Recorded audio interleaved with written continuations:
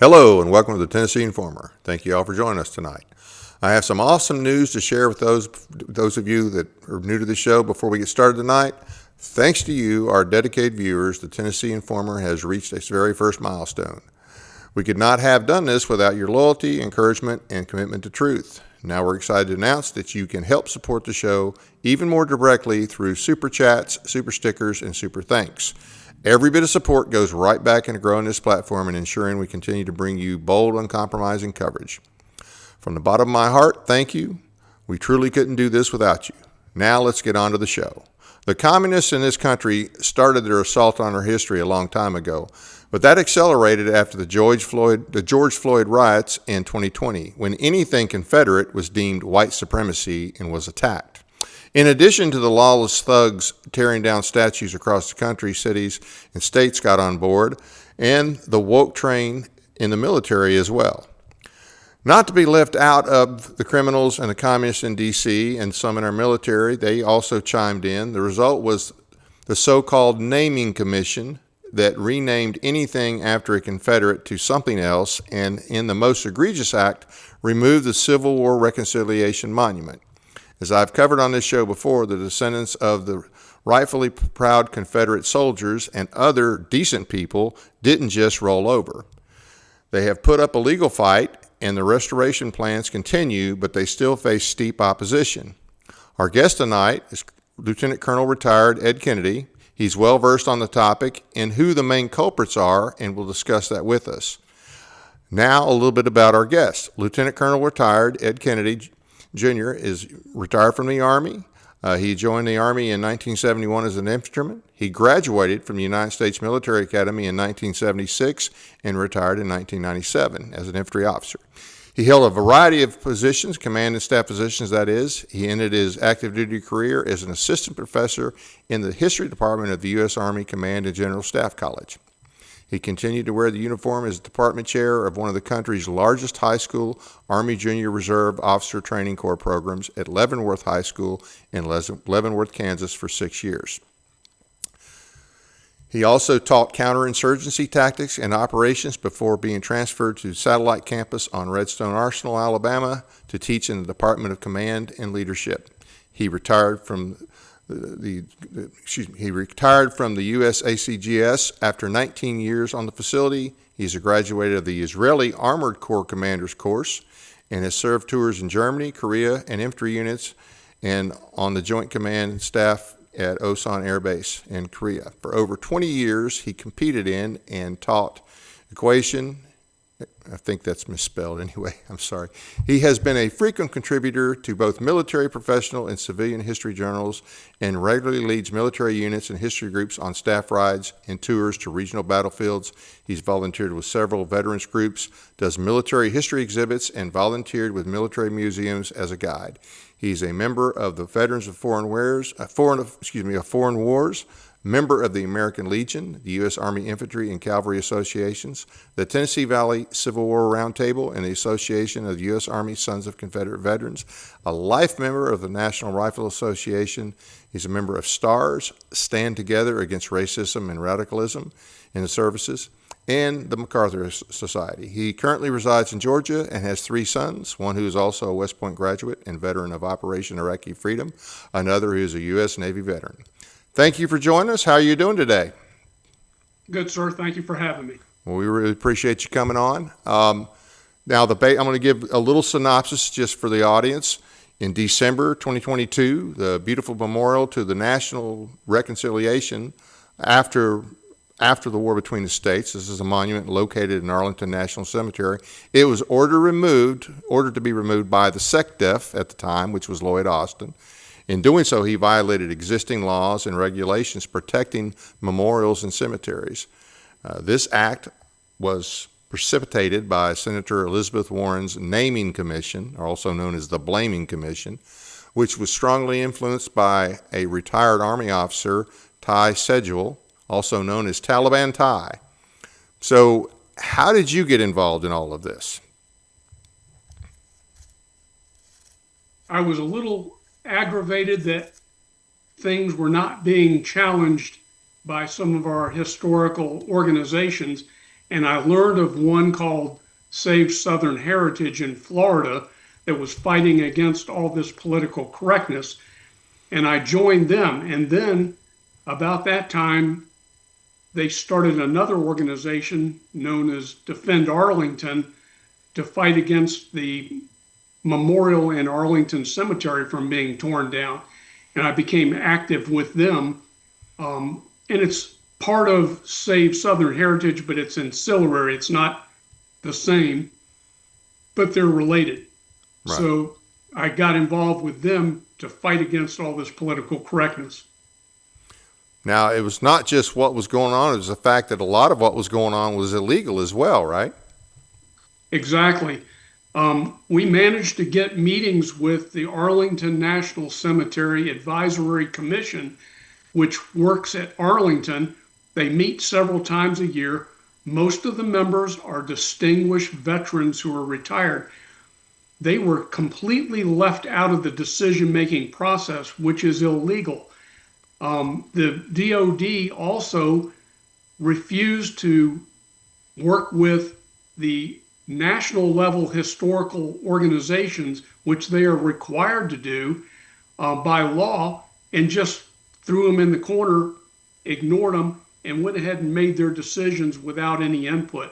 So they violated regulatory guidance and the laws in existence to take that memorial down. But that didn't seem to bother them. Lloyd Austin went ahead and just did it anyway.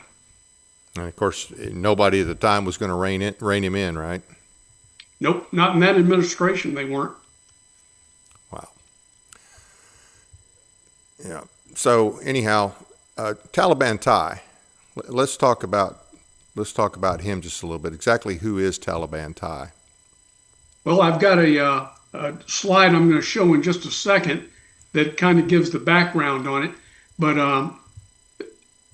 the purpose of talking about this to groups is because so many people do not follow the news, and they are completely unaware of what happened with the removal of the Arlington Memorial.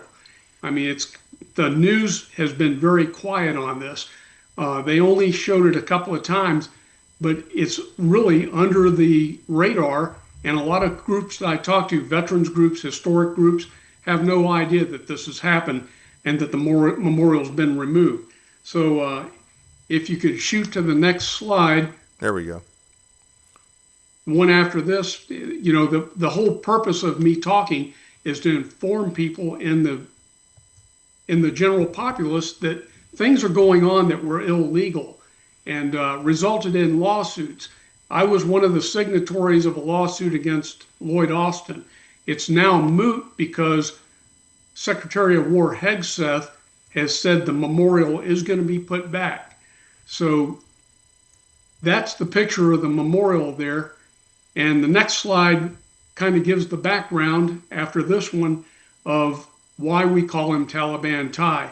A lot of folks remember just 6 months before the U.S. invaded Afghanistan after 9/11, there were these beautiful old Buddhist carvings in the side of a mountain, yep, about 130 kilometers northwest of Kabul. They were on the UNESCO historical register. They were considered historic, but the Taliban, being extremist, said we can't have idols to Buddha. Anything that represents a foreign religion has to go. So despite the outcry from around the world, international resistance to this, they went in and destroyed these monuments I remember to Buddha. that. They were substantial. They were very large. Yeah. Took a lot of dynamite to blow them up. Yes, it did. And they didn't do it the first time. They had to go back 2 or 3 times. I guess they flunked their Q course assessment for demolitions. So they blew them up. And so anybody that has this irrational hatred and wants to get rid of stuff, we've nicknamed them Talibans, and he's Taliban TY. That's his nickname now. Okay. For getting rid of our memorials. And because he hates anything Confederate. Absolutely, and I'm going to get into that. If you go to the next slide, please. All right. So in 2015, he went on the Prager University video series and assaulted Robert E. Lee and the memorial in Arlington. He published a book right before he left the Army in 2020, and it coincided with George Floyd's death from drug overdose. Mm-hmm. And what he said in his book gives you an indication of where we're going with this guy. He specifically cited the Arlington Memorial as one that specifically angered him. It says, quote, that's why it riles me so much in his book. So we knew where he was going. This guy hates Confederate stuff. And he touts himself as a Southerner, but he's not really. His family on his father's side was not even in the country during the war. They were immigrants, and his name comes from Eastern Europe. So, his background's kind of wishy-washy here. His mother has Southern roots, but apparently that had no effect on him. And why he calls himself a Southerner, I have no idea, other than try to establish credibility with the haters out there, saying, look at me, I'm so woke, I'm a Southerner, and I know I'm wrong. So this guy became the history professor and then the head of the history department at West Point beginning in 1996. And after 26 years there of being in the history department, he retired. Now, he claims he had to retire in order to publish his book. So what he's essentially saying is he didn't have the guts to say what he says in his book unless he was out of the Army. And I would be ashamed to have written that book. Numerous professional historians have critiqued the book and said it's hogwash. Confederate haters, people that dislike the South, use it as validation and say, yeah, look at what this guy said. He was the head of the history department. Well, of course he was. He was in a woke administration when he did this. And so what he did is sliced Lee up into little pieces, and his book is based on faulty logic and bad history. My boss at the Army Command and General Staff College, Colonel Morlock, who's got a PhD in history, was teaching at the graduate degree level. I call Sigel, not Segel because of the German pronunciation, but whatever way he pronounces it, was at the undergrad level. So I put a lot more faith in my boss, Colonel Morlock, and he slams him in his assessment, did a review of his book, and says it's not worth the money to buy because he provides absolutely no new information on Lee. He takes the same old information and then gives his analysis, his personal bias against Lee. So he has a predisposition to go in and attack Lee based on his personal bias, not any new discovered information on Robert E. Lee. So no footnotes. There's nothing that he can back his claims up with. No, it's all his analysis and what he personally says. So he twists things. He provides information that's out there already, but then he twists it. And like Colonel Morlock said, it's a waste of money to buy the book. And his assessment is, this guy is a fraud. He was there he for. Doesn't say that, but that's what he comes across as. Right. So he was there for 26 years in the history department of West Point. And then he retires, and magically, under the woke administration and approved by Lloyd Austin, the head woke guy in the military, they make him the first professor emeritus of history at West Point. So he would have never gotten that title under normal circumstances. And for people who don't understand how this works, my former boss, Colonel Morlock, explains this very carefully. Colonel Morlock spent time at West Point, assigned there as a tactical officer. He graduated from there in '69. He knows how the system works. He said, getting promoted to brigadier general after he retired is like giving a golden pen to a CEO when he leaves a company. It's a reward. He never earned the rank. It was not a competitive promotion to brigadier general. It was a reward for being there. So, he used his rank to go online and in videos and talks to give credence to his views. Yeah. Exactly. Trying to say, you should consider me credible because I am a brigadier general. Well, he is only because it was a given rank. It wasn't earned. Yeah. So a lot of people don't understand that, especially civilians. Right. And they go, oh, he's a general. Well, yeah, technically, but he's not getting the pay. He got the rank. He gets to wear the stars. So it's like a brevet promotion during the Civil War. You got promoted, but you didn't get the money. Right, right. Well, and here's what I'm curious about is 26 years at West Point. Is that a norm? I mean, I wouldn't think you would keep somebody there 26 years if they were one of the better officers. I would think they would do several years there maybe and then put him back into another assignment. I mean, I don't know anything about West Point, but it just seems to me like 26 years is a long time to be there. It is a very long time. He spent 10 years in the real Army, and then he went and hid at West Point. Wow!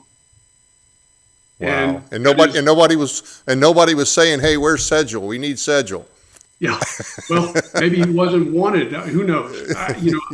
I don't know his career. Right. I'm just saying. Right. It just seemed like that's a long 10 time. years doing Army stuff, and then he went and hid as an academic. And my boss, Colonel Morlock, said that's not the real Army.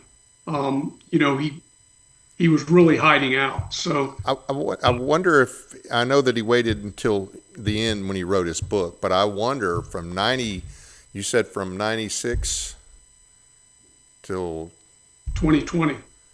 I wonder how much he shared his views or put his views on the people that went through during that time. Sir, I'm glad you asked that question. When I was teaching at the Army Command and Staff College, my last assignment was in the leadership department, and we got officers from West Point in what we call the abbreviated course. It's almost 4 months long. They would come in the summer and do the core curriculum of the Command and Staff College. They didn't do the whole course because they had to get back to West Point and teach. I had one of Sigel's majors who was one of my students, and this guy was tainted. I could tell from talking to this guy, he was really out to lunch. I kind of thought, well, maybe he's just kind of a outlier. But when I found out that Sigel was the head of the history department a couple of years later and found out his views, I thought, man, this apple doesn't fall far from the tree. He was just like Sigel. Wow, that's a lot of time and a lot of damage. And to give you some more information on him, when he was the head of the history department, one of his instructors turned in a cadet for extremist views. And that's a little unusual for an academic instructor to do that. Right. Usually you'd think the tactical department would do that. But this instructor was so concerned, he reported him to Sigel. Turns out that's the cadet that was allowed to graduate and was a communist. I remember that. That hasn't been that long. No, it wasn't. And Sigel overlooked this guy. Apparently he suppressed this instructor that worked for him, and nothing happened to this cadet. And he's allowed to graduate. And then all of a sudden, because at graduation, he opens his dress jacket and he has a Che Guevara t-shirt on. Yeah. And in his hat, he has a little note that says, "Communism will win." And people just went berserk. They said, how did this happen? Well, when you look at who his bosses were, this instructor tried to do the right thing, but obviously Sigel covered it up and they let him get away with it. So, no surprise. Wow. That's scary. That's a long time for somebody that poisoned to be there at West Point. Absolutely. Hundreds of cadets went through that system under him. And this one cadet is just an example. When have we ever graduate an openly communist cadet. I don't think that's ever happened before. No, no. But you know what? There's probably several more. I mean, if you let that one go, there's Absolutely. there's probably more. Absolutely. And, you know, they have enough sense to keep their heads down until they get out in the Army. Yep, absolutely. So Sigel retires in 2020, goes into civilian work, and he's miraculously offered a position at Hamilton College, a very liberal college in New York. And he's sponsored by the Chamberlain organization. And that is an organization that selects very liberal left-wing Army officers and puts them in positions to teach in liberal colleges. So he's a Chamberlain pick. And it's very interesting. How does he get his money? Chamberlain is funded by the Soros family. So he's a Soros general. Taliban. They call Chamberlain professors Soros professors at these colleges because they are paid for by the Soros family. That's who backs them. So Taliban TY is a Soros general. Wow. Absolutely. Which ought to give pause to everybody, but he's also a professor emeritus at West Point, and one of our goals is to get Secretary of War Hegseth informed about this and get him removed, because that gives him special privileges at West Point to come back and lecture and teach and do things. Oh, wow. And Hegseth doesn't know that yet. We don't think he does. And so our objective is to get the information to Secretary of War Hegseth and let him know that this guy is infiltrated through this professor emeritus position. Well, I wouldn't think that anybody from this institution, from the Chamberlain, should be allowed to visit and teach at West Point. I would think that would just be a no-go right there. Well, they're very slick. The Chamberlain organization, the program, has ties to the Blue Star Family program to give them legitimacy. And even though that's a good program, Blue Star Families, what they've done is they've ingratiated themselves with this program to give them, you know, a front, a facade to get access to the military. Okay. So they're slick. We can put the next slide up, please. Now, this is a picture of the Arlington Memorial. It sat in Arlington National Cemetery from 1914 until all of a sudden it became a racist emblem by magic in 2020. And this was the target of Sigel. And when he was put on the naming commission as a result of the NDAA, National Defense Authorization Act, he was one of the 4 officers appointed of the 9 members on that board. He was appointed by Lloyd Austin, who knew of his hatred of Confederate things, and this became his target. Is it normal for the Arlington to fall under the NDAA? Is that normal for? It's not? Absolutely not. In fact, it was prohibited by the rules of the NDAA to go into cemeteries to change names or address monuments or memorials, not monuments, memorials in cemeteries. That was prohibited. But that didn't stop him because Sigel had that memorial on his target list, and he had already written about it in his book. We knew he was going to go after it. But I mean, for it to be able to be put in the NDAA, okay, so you're saying that it was illegal based on the current law. When it went to the NDAA, did they change that law, or they just ignored that law? They just ignored it. In the remit that was given by Congress to the naming commission, we call it the shaming commission, given to the commission, they could not go into cemeteries. And they couldn't address memorials and headstones. And this is a memorial to the maker of the memorial, right, the person who sculpted it. I'm going to talk about him in just a moment. We go to the next slide, please.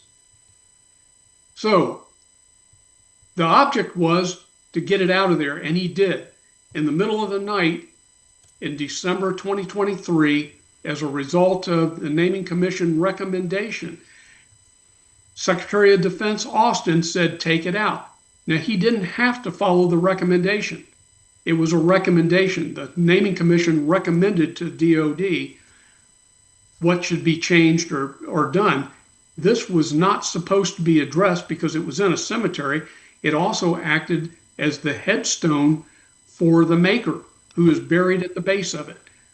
Moses Ezekiel, right? Exactly. Yep. And so this memorial to soldier service had nothing to do with race, but they made it all about race in the wake of the George Floyd death. Boy, they got a lot of mileage out of that thug, didn't they? Oh, absolutely. And he just keeps giving. It's awful. That's a guy who's a felon and done terrible things has become their hero. But it does pretty much epitomize the Democrat Party anymore. Absolutely does. Let me ask you something about the naming. So the Naming Commission made the recommendation to Lloyd Austin, but it was up to Lloyd Austin to give the order, correct? Correct. And other than Taliban TY, who was on the Naming Commission? I don't remember all the names, but there were 8 other members, most all of them retired military, but they were all woke officers, every one of them. Okay. And it's a shame, because they don't know the history. They depended on Sigel to tell them the truth, but he told them his truth. Right. And so they voted and backed him up. So next slide. So here are the things I kind of talk about. I use the word memorial because monuments and memorials are a little bit different. It's a memorial. They call it a monument to the Confederacy. It's a memorial to the soldiers, not to the Confederacy. There's nothing in any records that show it was a memorial or a monument, rather, to the South. It was not to the Confederacy. It was to the soldiers who died. And about 500 Confederates are buried in the cemetery. I'll talk about how they got there. So here are a couple of things I'm going to cover: the genesis of the Reconciliation Memorial, the building and dedication of the memorial, and the erasing of the history and reversal of reconciliation by the Naming Commission. Yep. Got a real quick question for you. I think sometime in maybe the 50s, could have been before then, the Congress said that Confederate soldiers are U.S. veterans. Yes, sir. That's a fact. And I think they even, they would even issue stones, headstones or footstones, place markers, some sort of marker. I'm glad you asked. There were 4 separate acts of Congress: 1901, 1906, 1929, and 1958. Each one gave more recognition to Confederate soldiers, not as U.S. soldiers, but as American soldiers. And so there's a little nuance there. They're not U.S., but they're American. The last act was passed the year the last Confederate soldier died, and it was right before the centennial of the war. And there was a purpose behind that. It was kind of like, we've made up, we've reconciled with each other, and we're going to give that soldier a pension, because Confederate soldiers did not get pensions from the U.S. U.S. paid pensions all Northern soldiers, but pensions to Southern soldiers came from the states they had enlisted from. Right. So the last act in 58 granted them that status. So is it not illegal to desecrate a government-issued a government-issued plaque or marker? Yes. And during our lawsuit, we were challenged. We had to file an appeal. We went to the district court in Washington, D.C. The judge there decided that he would hear the case, and then the Army, behind the scenes, illegally and unethically, took this judge named Alston, called him up and said, "We'd like to take you to Arlington to show you that the people that are complaining against the our removal of the memorial. It hadn't been taken down yet. We said we have proof that they drove heavy equipment onto the graves. They desecrated the graves in order to remove the memorial, and we'd like to have you see that. Well, Alston told the Army he wanted to see it, and they invited him to come up, and then quickly removed all the equipment. We have people that were there, took photographs of this. So they took up all the planking, the boards, they removed the equipment, and poof, magic. He goes up there without our legal representatives being with him. That's unethical. You cannot do that. But he did it. And so Judge Alston ruled against us, said, you don't have a suit. So we had to appeal again. And we were en route to the Supreme Court when Secretary Hegseth said, we're putting it back. So our lawsuit became moot. Okay. But now with the NDAA, there's an upcoming NDA that's an issue as well. Absolutely. The fight's not over. I'm going to get to that in a second too. Okay. We kept the gloves on. Yeah, this is nasty, and we need help. And so we're asking people, we don't need the money. We need you to pick up the phones and talk to your senators about this. So that's the next step. If we could, next slide, please, sir. Okay, one of the things I talk about is these memorials that were made for the Spanish-American War, World War I, and World War II did not commemorate racism in the Army. I ask people often, is segregation racism? And the answer they normally give is, yeah, that's racism. I said, well, how about this? Until 1948, the military was segregated. Right. The Army that won the war in 1865 kept their units segregated until 1948. Yep. That's not Confederates that did that. That's the U.S. Army. So all the memorials to these soldiers are racist, right? Should they not be taken down if we're using the same standard? Right. And it's a silly argument, but that's the logic or illogic that these people are using. They're racist, so they need to come down. Absolutely. Yeah. That, and we get that with so many things from these people who are just fervently anti-Confederate, because not only do they not know history, they don't really use much logic, like you said. Well, one of my favorite stories is I just wrote an article about this about a week ago, had it published. Secretary of War Hegseth returned the General Lee portrait to the library at West Point. I heard about that. That's great. It's an 8-foot tall portrait. I've got a picture of my son and me standing in front of it when my son graduated. The portrait was installed in 1958 as part of the centennial. The other side says it's all part of racism to keep segregation in the military, which is silly. It's a stupid argument. It's, one of those things they pull out of thin air. It was put there as part of the centennial. Across the room in the library is a matching size portrait of Ulysses Grant. They were both in the same room, graduates who distinguished themselves in the war. Right. Both of them sought reconciliation after the war. This portrait sat there for years, never had a problem, until all of a sudden this race card was pulled and it was a racist emblem. Yep. Well, now what they're saying is it's racist because in the picture, in the background of the portrait, there's a black man leading a horse. It's Traveler. So what makes it racist? Well, it's a black man. That's obvious a slave. So what it's doing is engendering slavery and propagating it, which is a stupid argument. Well, here's the counter to that. In 2017, a friend of mine named Al Arnold, who's a black gentleman in Mississippi, we're both from Mississippi, wrote a book. It's called Orderly for Lee.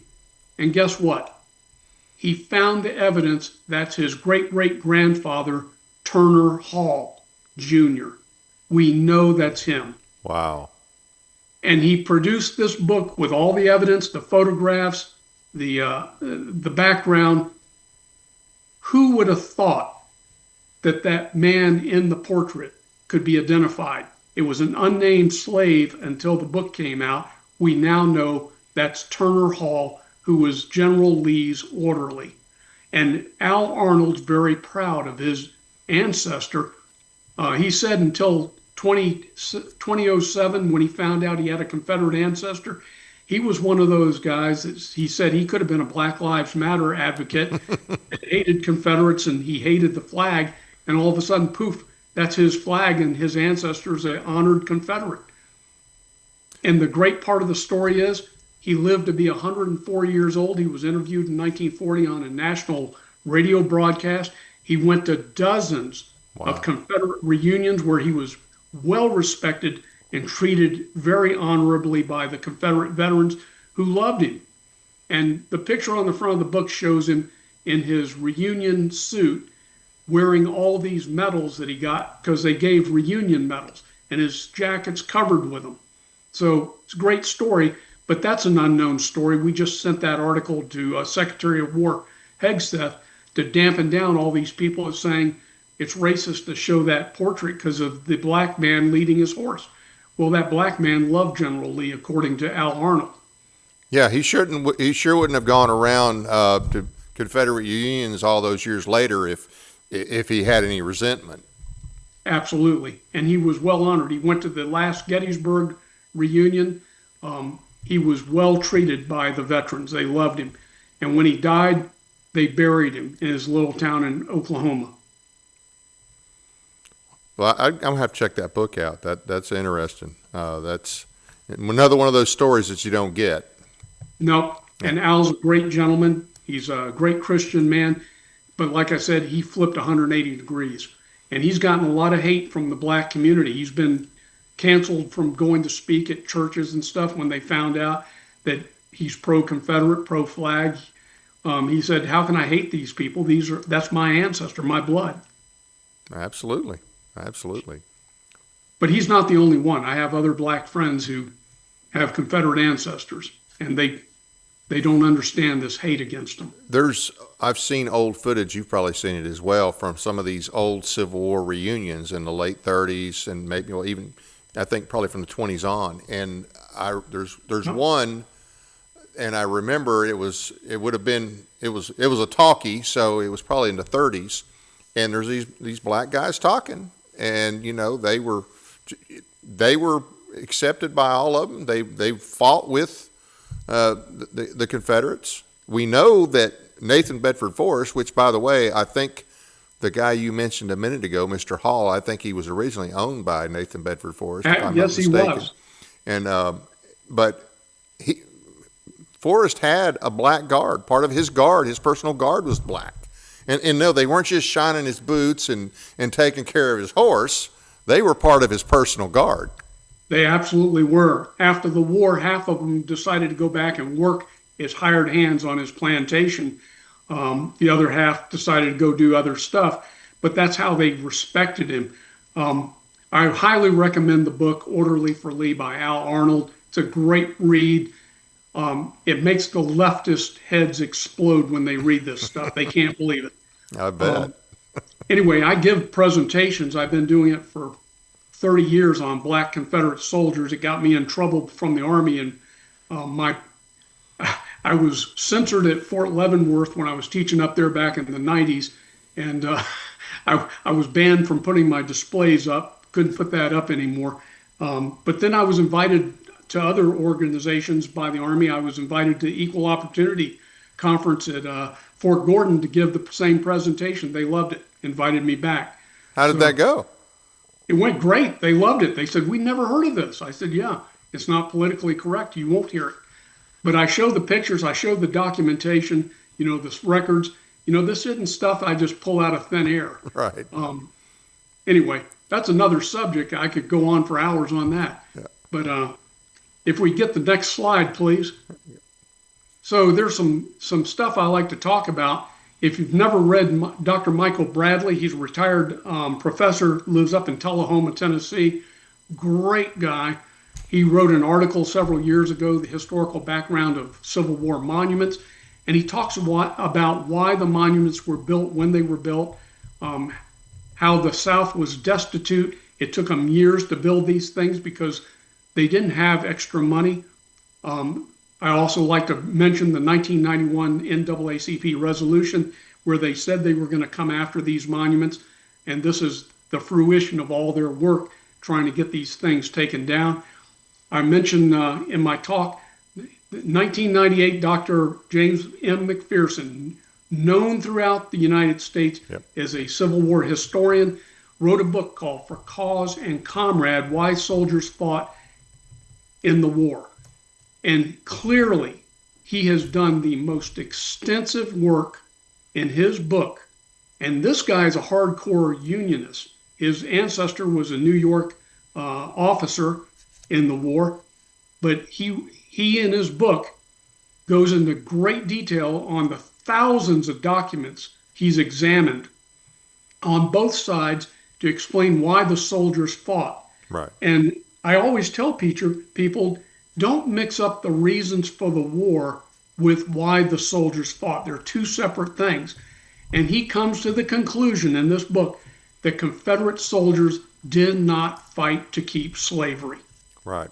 And you said the causes of the war. I would say the excuses for the war, from my perspective, because Right. I think it comes, it's always a follow the money deal.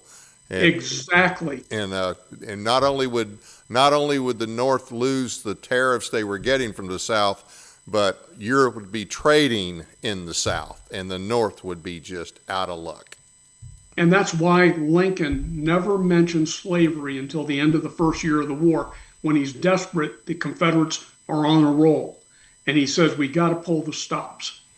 So here's what McPherson says for Cause and Comrades, Why Men Fought in the Civil War in his book. If you read that red line at the very bottom of his quote, they fought to defend their honor and manhood. Well, their homes were being attacked. Their states were being attacked. They were being invaded. So that's what they had to do. And this guy is the national expert. Now, I disagree with a lot of his stuff. He's very anti-Confederate, but he's being honest in this book. He's actually saying they did not fight for slavery. And here's the reasons I can say that. He has the backup and all the documentation that he has looked at, thousands of documents, diaries, letters, whatever, and he can back his claims up, and people just don't know because they don't read. This is the problem with history in our country. Once they get on this business, it's all about race. That's all they want to talk about. Yeah. They don't think about the other causes of the war and why the soldiers were out there. Yeah, they just shut it down from there, and nobody wants to be a racist. No, They're definitely scared of being termed a racist. Yeah. Next slide, please. So the Congressional Naming Commission was primarily intended to go after names of installations and ships, things like that. Right. It exempted grave markers. And the Arlington Memorial is a grave marker because the sculptor, Moses Ezekiel, specifically said he wanted it to act as his headstone. And he is the closest grave buried to it when he died. And all this nonsense of renaming stuff cost millions of tax dollars. Yep. And this is what's so aggravating. The initial estimate was only 62 million. They exceeded 120 million. And guess what? A lot of the stuff's being put back anyway by executive orders or by War Department order to put it back. And the only reason they were doing this is out of meanness and spite, because the Union Army soldiers at the turn of the century, as part of reconciliation, said, let's make up, let them have their names. In World War I, when a lot of these installations were named after Confederate soldiers, right, the War Department said, in order to get civil support, let's let them help pick the names of a local hero. right. And that's why Bragg, who was from North Carolina, Fort Bragg was named after him. The local people said, let's have one of our local heroes be the Bragg of the fort. Right. And that happened all through the South on the other installations. Yep. But it was all part of the scheme to reconcile with the South. You know, I was in the Army from 83 to 2007 with a 2-year break in there. I don't remember any soldier, black or otherwise, complaining about them. And I was at Bragg. Obviously, I was at Campbell, which doesn't really apply. But, you know, there was Gordon, there was Lee, Bragg. I never heard, that was never an issue. My guess is most people didn't even know. Certainly with Gordon, I guarantee you most people didn't know who Gordon was named after. Probably a good chunk of the people didn't know who Bragg was named after. Lee's pretty obvious. That wouldn't have been too hard a one to figure out, but I'm gonna bet most people didn't know. And it certainly wasn't an issue. I don't remember anybody ever I'm saying you're complaining. absolutely right on target. You know, having taught the officers at the Army Staff College history, most of them were, I would say 50% were at the high school level of knowledge. They just don't know. They don't read. They don't study history. Even West Point's cut back on the number of hours they teach military history, which is a real shame. Right. So they're wallowing in ignorance. And you're absolutely right. They had no idea. Even today, you could ask them. The only reason it became an issue is because they were told it was an issue. Yeah. And now they're changing them back to the same last name, but it's somebody else, which Right. they definitely don't know who those people are. No, absolutely not. And many of them don't care. You know, it didn't matter to them. Yeah. Only when they were told it was an issue. Yeah. Next slide, please. So this is the background. 1898, we win the Spanish-American War in about 6 months. President McKinley, and this is key. This is very important. The last president in the United States to have served in the Civil War, McKinley had been an officer in the Union Army. And he said 4 days after the war ended, we need to make up with our Southern brethren because they supported us so well in the Spanish-American War. And notice in his quote there, he says it's a tribute to American valor, not U.S., American valor. And so he's giving credence to Confederates as Americans, Right. American soldiers. And that was fine for all these years. Absolutely. Here's what he says right here on the 14th of December, right after the war ended.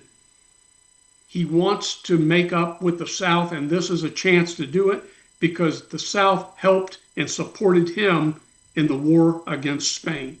And oh, by golly, there were 4 Confederate generals that were commissioned as U.S. volunteer generals. One of them, Wheeler, becomes a regular Army general later on. Right. And regains his rank as a U.S. Army general. So this is the feeling at the turn of the 20th century that we've made up with each other, that the South has shown its patriotism and they ought to be friends again. And that's what is so aggravating with this guy, Sigel, who now goes out and says, you know, these were traitors. And I hate that because there's not a single Confederate that was ever tried as a traitor. That's right. In fact, the Chief Justice of the Supreme Court, appointed by Lincoln and then serving under President Andrew Johnson, who hated Confederates and wanted to try them as traitors, Chief Justice of the Supreme Court, Chase, said, do not do that, because there's a very good chance that the succession can be found to be legal. Yep. Because which is a different topic. I could go on for that. A lot of people north and south believed it was legitimate. This is 80 years after the Revolution, and it was hard to make the argument, and especially hard to make the argument when you know that Lincoln agreed with secession about less than 20 years prior. Yes. And so Chief Justice Salmon said, do not try them for being traitors because it could turn on us and they could find that secession is legal. and then what's going to happen. Anyway, next slide, please. So there were several laws passed. 1901 is the first one, 1906 the second, and this goes to Arlington. 1901, they say we will appropriate the money to disinter Confederate soldiers in the Washington, D.C. area and bury them in Arlington. So Arlington had been closed to Confederates since the war, when the Union seized Lee's estate. Right. No Confederates were supposed to be buried there. And so until 1901, none were. But then in 1901, they said, as part of reconciliation, we will bring our Confederate brethren, American soldiers, into Arlington. And that's when the Confederate section was started. In 1906, they said, we will furnish headstones for those soldiers out in the United States that died in Union Army prison camps. Next slide, please. Then in 1929, they said, we'll give it to all Confederates who served honorably in the Confederate Army. We will provide VA headstones. And I joke with my Yankee friends and say, do you know the difference between a Union Army headstone and a Confederate headstone? What is it? Union Army headstones are rounded on top, U.S. headstones. In fact, if we died today and we got VA headstones, ours would be rounded on top. But Confederates, same stone, except the top has a point on it. It's a gabled point. And the joke in the South is that's to keep Yankees from sitting on them. I hadn't heard that one. Yeah, they're just slightly different, but you can tell them at a distance because Confederates have that point, and the Union ones are rounded on top. Okay, I didn't know that.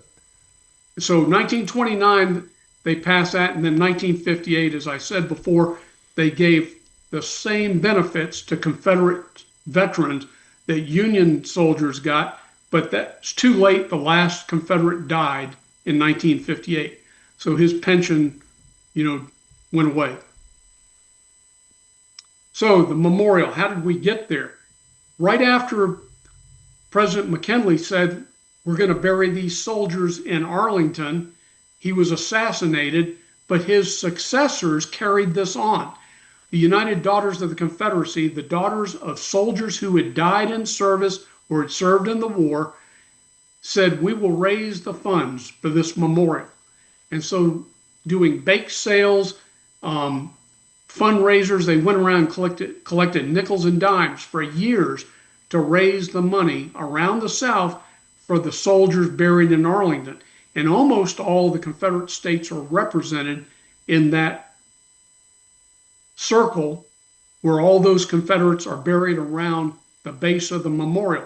So the memorial actually began right after that point in time. They started raising the funds for it. It was approved by the Secretary of War and the President. Wow. Next slide, please.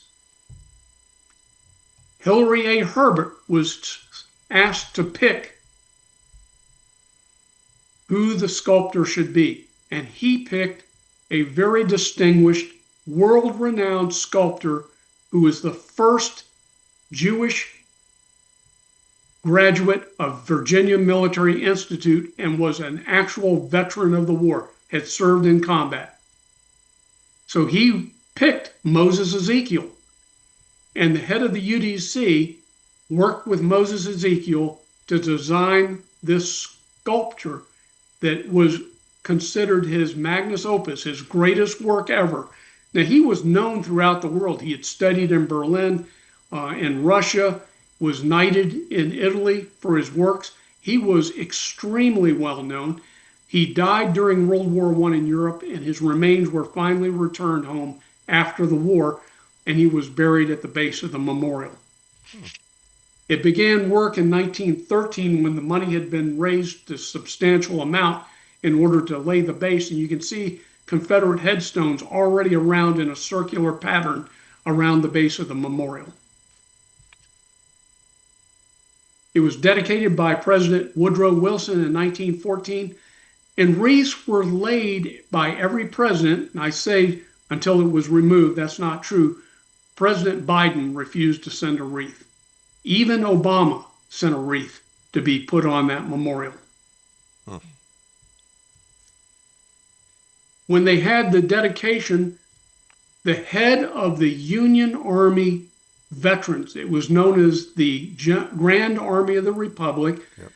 General Washington Gardner. Now, he was given the rank of general as head of the Grand Army of the Republic. He actually was a corporal in the war, but he was a very popular guy, and he in the organization they had ranks just like they had in the army. And because he was the head of the organization, instead of being the president, he was the general. And he had lost a leg in the war, but he gave a very conciliatory speech and said, this memorial is needed and it should be here. So the head of the Union Army veterans spoke there and said, this memorial should be here. The head of the Confederate veterans, United Confederate Veterans, was, again, General Bennett S. Young, who then spoke and thanked the president for following through on what President McKinley had put into play back when he was the president, and said, this will be our memorial to American soldiers. Nowhere is it written about this being an intimidation or a memorial to the South, the Confederacy. It's to the soldiers who died. Yep. So it's not a monument to the South and Confederacy. It's a memorial to soldiers. And that's what he talked about. President Wilson got up and spoke. And he said, we are once again a united country, and this reconciliation memorial is evidence of that. Now, what's happened over the years, no one had any complaints about it. Yep.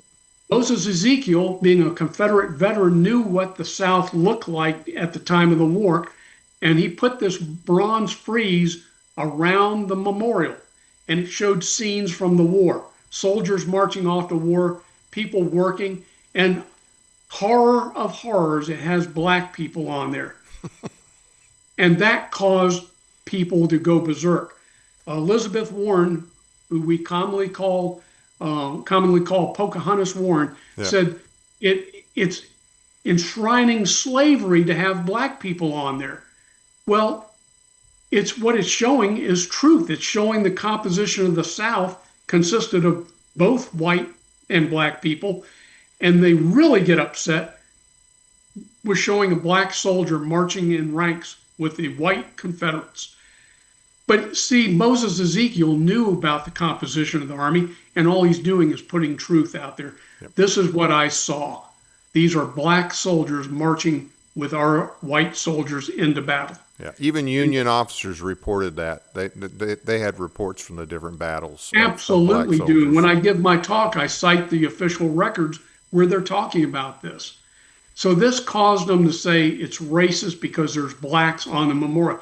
It'd be racist if there were no blacks.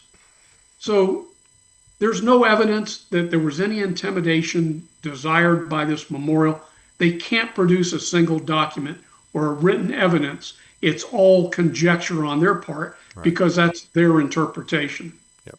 Yep. So here's one of the pictures I use. I just moved from Huntsville, Alabama. I was a member of the Sons of Confederate Veteran Camp. We had a picture taken at that house. It's still there. And you see two of the black Confederate soldiers, members of the SCV camp. They belonged to the veterans group in Huntsville. They were honored members and went to all the meetings. And they're wearing on their jackets their reunion medals from going to the reunions. We got their names. We know who they are. And it's a fascinating story why they joined the Confederate cause. One of them, Matt Gray, who's in the picture there on the right, furthest right man, was captured by the Union Army when they came to Huntsville in 1862. Union Army soldiers tried to murder him, and he immediately said, if that's what they're going to do to me, I'm joining the other side. And he became a Confederate. That's the truth. Oh, I don't doubt it. I don't doubt it. So here's one of the things I talk about, the hypocrisy of the other side. Do you know that there's a segregated section in Arlington they buried the blacks in until 1948? They couldn't be buried with the whites. So if they want to get, into this business of race and racism, why don't they dig up all those blacks in the segregated section and put them out in unsegregated areas and bury them next to all the whites out there? Hey, based on their logic, they should have already done that. Exactly. They're just hypocrites. Yep. So the last thing I just want to talk about briefly is the fight's not over. We need your senators and especially the House Armed Services Committee to strip out the Strickland Amendment to the NDAA, because that says we're going to undo everything that Hegseth has redone and fixed. And so go out there and get that stuff out of the NDAA, call your senators, tell them take it out. So, but it's already passed the House, right? It's passed the House. It's at the Senate level now. Okay. Do you have any? Mike Rogers in Alabama, head of the House Armed Services, can, with the Senate, take those amendments out and protect Hegseth's changes. Okay. Any other senators that are potentially friendly? Well, I'd like to say all of the GOP senators, but we know we got rhinos. Katie Britt blows with the wind in Alabama. I just moved from there. And of course, she worked for a man who changed allegiance in 1998. He was a Democrat and then said, poof, I'm a Republican, but he was a rhino. So Tuberville seems to be pretty conservative, but we need everybody to call him because he needs a push to get him over the edge and say, let's take this out. Okay. Support Hegseth. But everybody can, especially in the South, should be able to call their senator. Granted, I mean, look, I live in Tennessee, so I don't have, I'm not impressed with either one of my senators. I'll just leave it at that. I know what you mean. But it wouldn't hurt to call them. It is an election year. We got one of them running for governor. Let's hope she doesn't win. Anyway, here's the petition information you got for. And all we ask is people we'd love to have money, but really what we need are people to call in and tell their representatives and senators, take the poison pill amendments, the Strickland Amendment out, and support Secretary of War Hegseth. All right. Well, hey, I appreciate you coming on. I appreciate all the information. Any quick closing thoughts? This fight we thought was over when Hegseth had put the monument back. These guys are not quitting. Seigel is out campaigning again, telling people how much we're in cahoots with the haters and we want to enslave black people again. He's just ridiculous. The guy is out to lunch, but we need to shut this guy down and take his professor emeritus slot from him and get Hegseth to can him. That sounds like a good idea. I think that is something, and like I say, that whole, was it Chamberlain Institute or Chamberlain organization? Yeah, absolutely, and they're bad. It's called the Chamberlain Project, and all the professors they hire are called Soros professors because that's who's funding them. Yeah. So. And that's open knowledge. That's not something I made up. Okay. You have a website? No, sir, I don't. Okay. I'm just a simple infantry guy. I can barely do email. Any upcoming events we need to know about other than this vote? And we don't have a date on that. Now, the government shutdown, if it does shut down, which I think it will, at least for a while, that's probably going to maybe buy us a little more time to put some pressure on. Absolutely. Yes. Absolutely buy us time. Okay. Well, hey, we'll definitely have you back. I've got some other things I'd like to talk to you about. I'll give you a call later. Like maybe have you come here and do one of your classes. That would be great.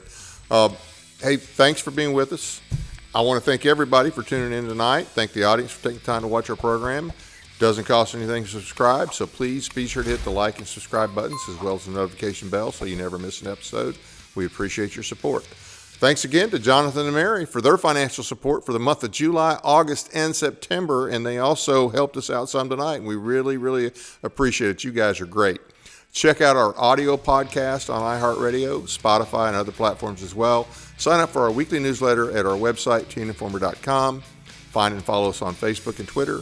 Just a few quick announcements here. Meet and greet with Monty Fritz for governor, Wednesday, October 1st, 6:30 to 8:30 p.m. at 1900 South Germantown Road, Germantown, Tennessee. If you have not heard Monty speak, you want to go hear Monty. Another announcement, October 2nd, the Stewart and Henry Tennessee Firearms Association will meet at the VFW in Paris, 7 p.m. for our monthly meeting. Topic is the Bill of Rights. The VFW is located at 2512 East Wood Street in Paris. The Tennessee Constitutional Grassroots Coalition will host Freedom Fest on Saturday, October 4th from 12 to 8 p.m. at the Tate & Lyle Performing Arts Center, 1470 Robertson Spring Road in Loudon, Tennessee.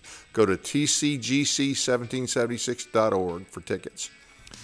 And a few show promotions here. Next Monday, October 6th, the Tennessee Firearms Association's Director of West Tennessee, Richard Archie, will join us to give us an update on the Hughes v. Lee case and the violation of our state constitution.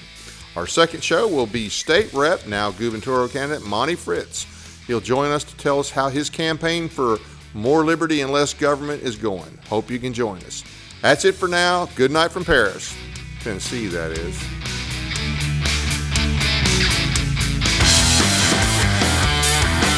Hey, thanks.